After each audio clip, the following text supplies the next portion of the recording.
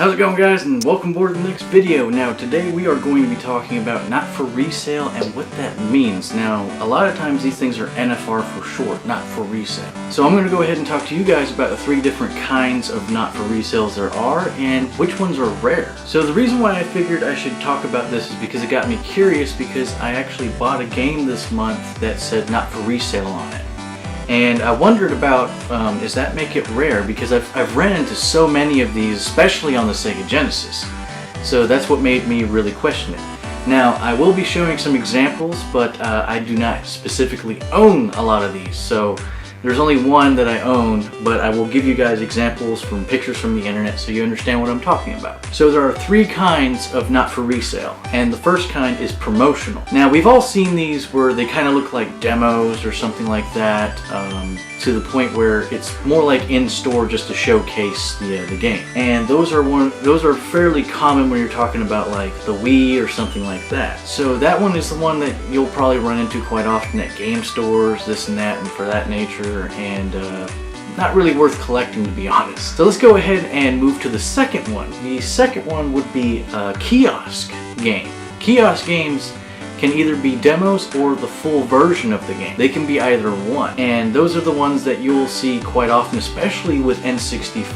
The Nintendo 64 was notorious for that one. That was really what's interesting about it, is that Promotional is more like a demo. Kiosk was kind of like a demo, but at times was the full version of the game. It just varied from what exactly it was that they were doing. So that's what's very interesting about that. Now, that does tie in with rare games, and I will touch on that after we get through this list of three. So then the third one is bundle. Now, a bundle, these were very prevalent in Sega Genesis, and with what they did was they would actually sell them in a package deal. Like it says not for resale on this one, including on the game itself, it says not for resale on the game. And what they basically did was they were selling these as bundles. Like for instance, they would sell the game with the console as a bundle, and they would put not for resale on the packaging, so that way the sales or the stores would not take them out of the box and sell them separately. That was what they were trying to fight for that. And by doing not for resale on the box, that made it to where they couldn't legally do it. At least that's from what I understand. Now, a lot of people out there misconstrue that not for resale means that you can't take your game and trade it in over at a game store. That is completely false and just ridiculous. That's not the case. What it was supposed to be was it wasn't supposed to be sold to the general public unless it came on the box in a bundle packaging. That's what it was supposed to be. So moving on to rare games that we're going to tie into this story of not for resale. Oftentimes when we think of not for resale, when it comes to rare not for resale games, we oftentimes think about in a Nintendo 64. And there's a reason for that, because these games were not supposed to be put onto the market, and some of the most expensive not for resale games are on the N64, and these are very much looked at and sought after. And these games are the ones that really hammer down on the price range when it comes to that. Me specifically, I would not actually go out and collect these games because they are ridiculously expensive at times. So unless I actually find one for like 10 bucks, even though it's worth like $800, then I'd probably pick it up. But other than that, no, I wouldn't. And we're going to go ahead and go through some of those games. So the most commonly rare games that are not for resale are N64. Now these were mostly like kiosk type games, where they would showcase them. They were not meant to be put on the shelves and sold. Some of them were demos and others were full versions of the game. So you also have to keep that in mind. They were never intended to be sold, and once that generation kind of started to really, be obsolete, the resale companies just really didn't care too much, and it wasn't really one of those things where they tried to keep track of it. And so they started selling them, and that's how that ended up happening. That's how they got into the public's hands. Now, sometimes they would get taken back to the companies themselves and manufacturers, but most of the time they wouldn't. I'm going to go ahead and give you a list of games that some were really rare, some price ranges and things of that nature. Now, N64, like I said, is the most commonly known one to have rare, not for resale games. So one version would be Yoshis Story, the gray box version, the gray cartridge version, which typically goes for anywhere between $200 to $300. That's considered rare when it says not for resale along the front label. Another one would be Turok 2 Seeds of Evil. Now this one is unique because of the label. It's very black. It's just black and white and some gray, and it says demo only on the front of it, as well as not for resale just below that. That one is quite a rare game, and it goes anywhere between $150 to $400 today. Pokemon Snap demo only. This one goes for about $400, and it's definitely that is kind of a rare game. It says demo only, not for resale on the front. So that one is definitely one to keep your eye out for in case you run into it. The next one would be Donkey Kong 64, the gray cartridge that says not for resale on the front. And that one would typically run you anywhere between $350 and $400. So as you can see, this would be a major reason why I would not collect these.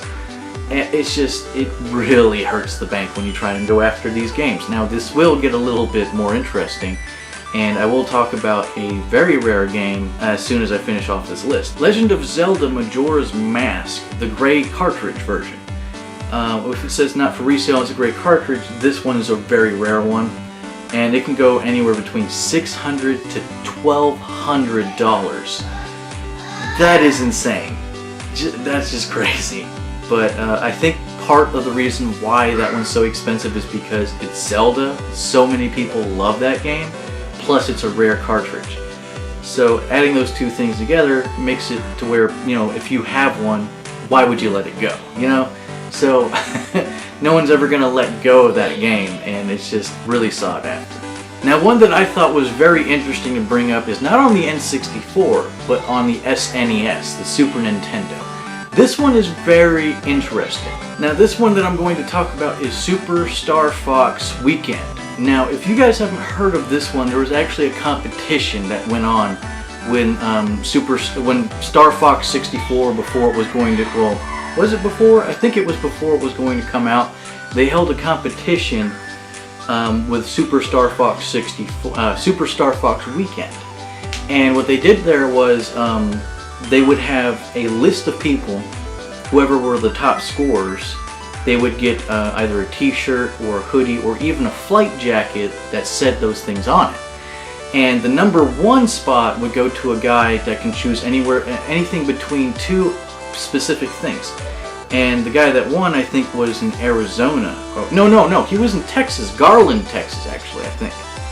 And he actually decided it was the grand prize of the Super Star Fox Weekend was a trip to 4 to London, Paris, Sydney, or Tokyo, or a lump sum of $15,000.